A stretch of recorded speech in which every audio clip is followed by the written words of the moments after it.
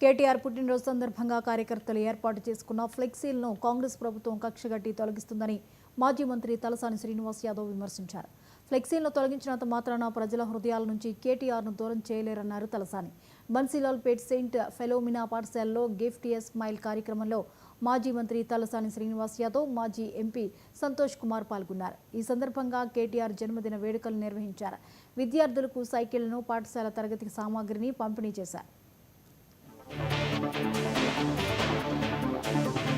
కుమార్ గారు మాజీ రాజ్యసభ సభ్యుల ఆధ్వర్యంలో గిఫ్ట్ ఏ స్మైల్ అనేటువంటి ఒక మంచి కార్యక్రమాన్ని సెయింట్ ఫిలోమినా స్కూల్లో ఇక్కడ ఉన్నటువంటి చిన్నారులు చదువుకునేటువంటి పిల్లలకు ఒక 20 సైకిళ్లు కానివ్వండి, మరి అదే విధంగా 100 చైర్లు, బెంచెస్, అంటే స్కూల్ కు పిల్లలకు ఉపయోగపడే విధంగా ఒక మంచి కార్యక్రమాన్ని వారు స్వీకారం చుట్టినందుకు వారికి అభినందనలు.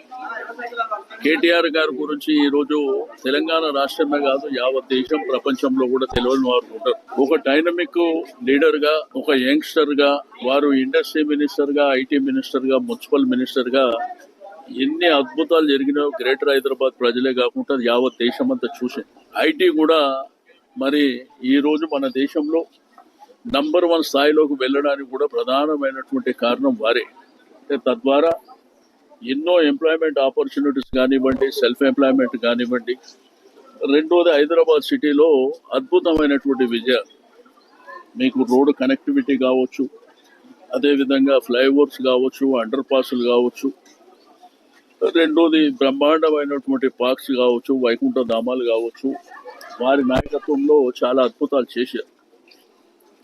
ఆ భగవంతుడు వారికి 100 సంవత్సరాలు ఆయురారోగ్యాలు ఇచ్చి తప్పకుండా ప్రజాసేవలో నిమగ్నమై ఇంకా 100 సంవత్సరాల వరకు ఈ ప్రజలకు వారు సేవ చేస్తారని చెప్పి ఆశిస్తూ ఉన్నాం.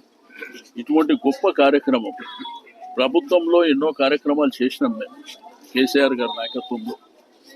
అయితే ప్రభుత్వం పోయిన తర్వాత కూడా మొన్ననే చూసారు కేసీఆర్ కిట్ అని, అంటే గర్భిణీ స్త్రీల కోసం ఒక అద్భుతమైనటువంటి పథకాన్ని కేసీఆర్ గారు ప్రవేశపెట్టారు. ఆ కార్యక్రమాన్ని కూడా దాన్ని కంటిన్యూగా కొనసాగించకుండా కాంగ్రెస్ ప్రభుత్వం ఎంత నీచంగా ప్రవర్తిస్తుందో మనందరికీ తెలుసు. పుట్టినరోజు సందర్భంగా